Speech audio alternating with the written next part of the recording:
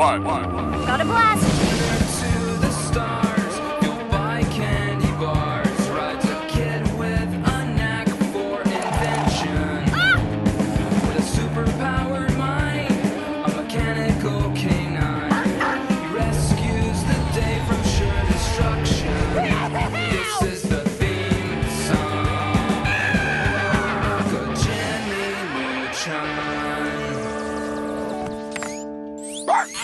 Hola, mi nombre es Denise Villalba. Yo les hablaré sobre los tipos de pensamiento.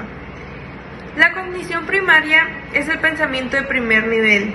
Es pensar sobre algo, cualquier cosa. Ejemplo, estoy enferma, me gustas. Otro tipo de pensamiento es la metacognición, que es reflexionar sobre el pensamiento de primer nivel. Ejemplo, no estoy segura de estar realmente enferma. Me gusta mucho tener este pensamiento. Metacognición social. Estudia las teorías subjetivas que tienen las personas sobre sus propias capacidades mentales. Cuándo se sabe, cuánto se puede aprender, cuánto se puede llegar a recordar. Un ejemplo es cuando un alumno se prepara para un examen. Él decide hasta qué punto estudiar o qué tanto estudiar, dependiendo qué capacidades cree que tiene. Otro ejemplo es tener algo en la punta de la lengua, que es el creer que conocemos algo que se sabe que no sabemos. Es decir, el creer que tú tienes ese conocimiento y sientes esa familiaridad de creer saber un concepto, una palabra, o en múltiples ocasiones a más de alguno le ha pasado creer tener o saber algo, pero no tener la capacidad de recordar. Fluidez del pensamiento.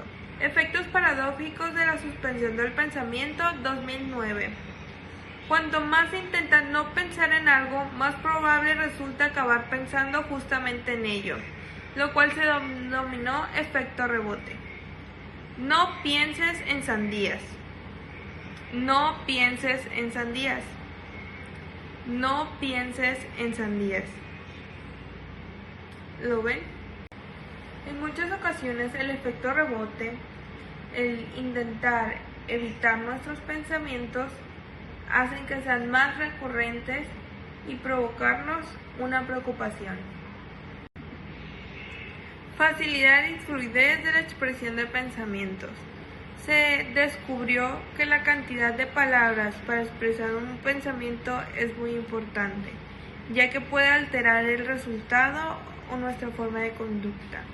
Por ejemplo, en una situación, al utilizar el mayor número de palabras posibles para expresar pensamientos sobre un tema de baja relevancia personal, por ejemplo, un tuit largo, va a ser difícil conseguir tantas palabras para expresar esa idea, mientras que utilizar una sola palabra para expresar pensamientos sobre temas de muy alta relevancia personal también nos va a resultar algo muy complicado. Un ejemplo de esto sería un hashtag. Al hablar del razonamiento, habitualmente nos referimos a la capacidad del ser humano para enfrentar mentalmente un problema o una situación, aplicando siempre la lógica y la experiencia, buscando resolverlo de forma efectiva. Es uno de los procesos cognitivos más básicos mediante el cual aplicamos nuestro conocimiento. Vamos a dar un ejemplo. Nos dicen que Alfredo, que lleva en su puesto 10 años, gana más que su compañero de oficina Manuel, que lleva 15 años en su puesto. Pero Alfredo gana menos que Alicia apenas va entrando, lleva 8 años. De esas premisas podemos llegar a 3 conclusiones. Que los 3 trabajan en la misma organización, que Alicia es la que gana más, por lo tanto, tal vez tiene el mejor puesto, mientras que Manuel es el que gana menos y lleva más tiempo trabajando ahí. 2 formas de razonar, que es el deductivo y el inductivo. El deductivo parte de una premisa para alcanzar una conclusión que sigue necesariamente esas premisas. Siempre será válido si las premisas de las que parte son verdaderas. Este parte de lo general a lo particular, mientras que el inductivo alcanza una conclusión que se encuentra apoyada por las premisas. Un argumento inductivo es fuerte solo si es improbable que su conclusión sea falsa, cuando sus premisas son correctas. Va de lo particular a lo general, al contrario del deductivo. La validez de la conclusión no está garantizada, sino que se trata de un argumento más o menos probable. Razonamiento hipotético deductivo. Vamos a empezar con que la hipótesis es una solución tentativa a un problema concreto.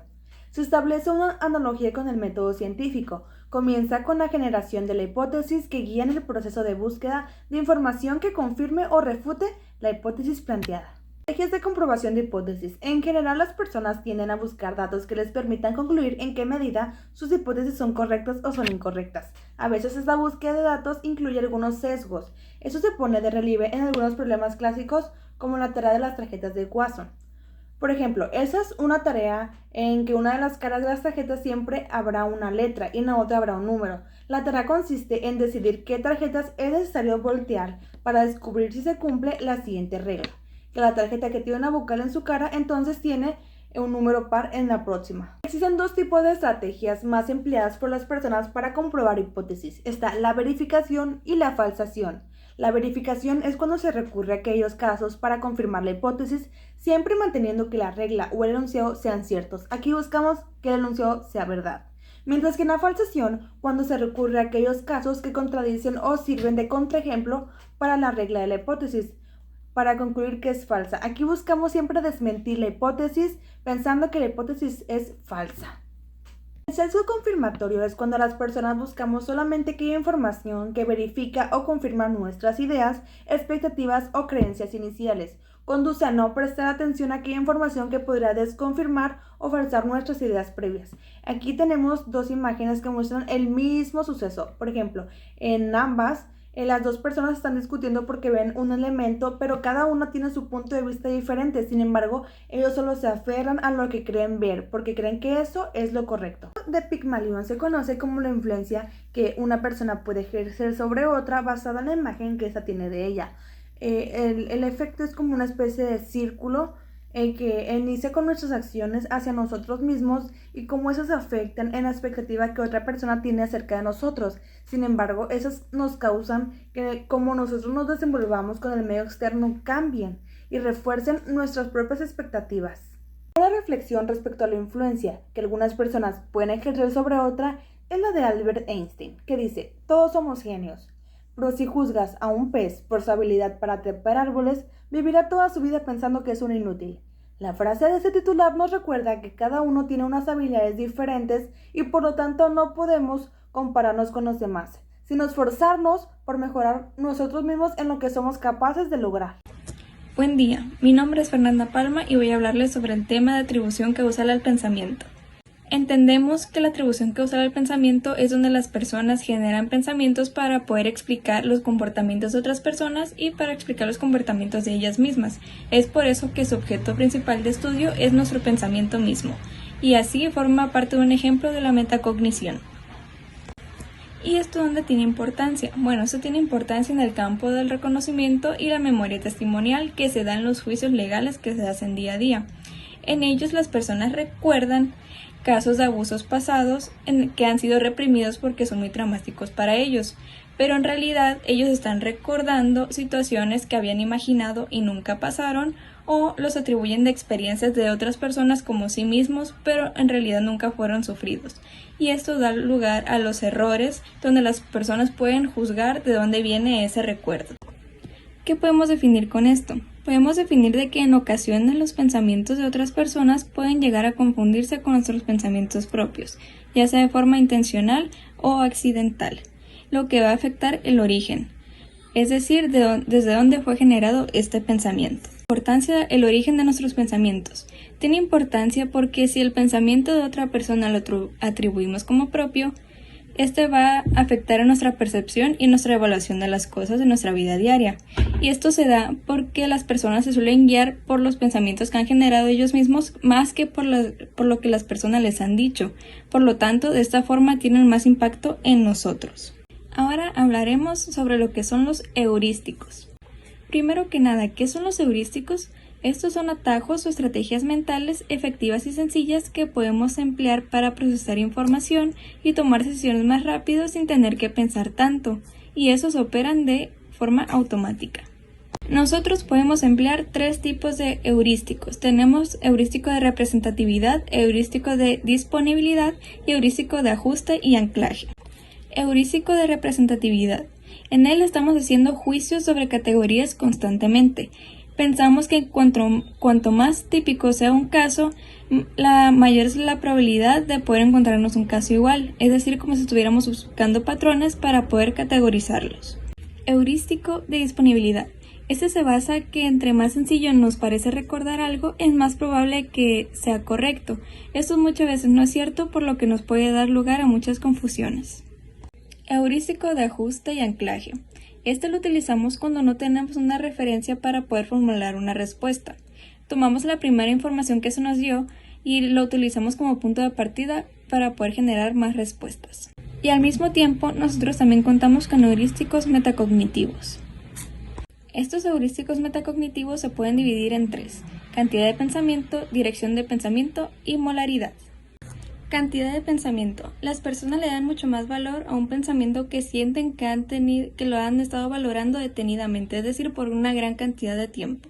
Dirección de pensamiento. Se le da más valor a un pensamiento en el que sienten que han evaluado todos los pros y los contras o ambas caras de un mismo tema. Moralidad. Esta se relaciona con la base moral que tiene cada persona, es decir, se relaciona con sus actitudes y sus conductas. Este generalmente es más resistente a los cambios. Buenas tardes, compañeros. Yo soy Stephanie y les voy a hablar sobre la categorización social. Bueno, nosotros como humanos, por lo general, intentamos resolver ciertos problemas a través de dos métodos, que es el método de deducción, el método deductivo, o a través de una confirmación de hipótesis. Pero no siempre podemos utilizar este tipo de métodos, por lo cual nosotros las personas necesitamos utilizar estrategias cognitivas para organizar y resumir la información que obtenemos del mundo. Una estrategia es la categorización social. La categoría es una agrupación de objetos, ideas o personas que comparten características en común. Por ejemplo, en la categoría de médicos, nosotros pensamos en médicos y asociamos diferentes características con las cuales un médico debería cumplir. Por ejemplo, el uniforme que porta, ya sea bata, quirúrgico, camisa, que se vea bien. También el lugar donde trabaja, un hospital, una clínica, la profesión, el labor que hace y también el conocimiento que éste tiene, ya sea de anatomía, reacciones químicas, conocimiento del cuerpo. Las categorías están organizadas en jerarquía, de manera que las menos inclusivas se encuentran en niveles inferiores y las más inclusivas se encuentran en niveles superiores. Por ejemplo, un médico es neurocirujano, pero no todos los médicos son neurocirujanos. Bueno, dentro de las categorías podemos encontrar los prototipos, que son las representaciones de las características típicas que comparte una categoría. Por ejemplo, tenemos dos médicos, un médico nuclear y un médico familiar. Ambos son médicos, por lo cual ambos entran en la misma categoría.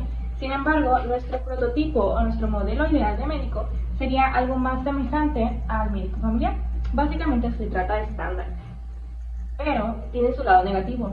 No siempre es bueno seguir este tipo de prototipos, ya que se pueden conducir a errores en la en la toma de decisiones más bien.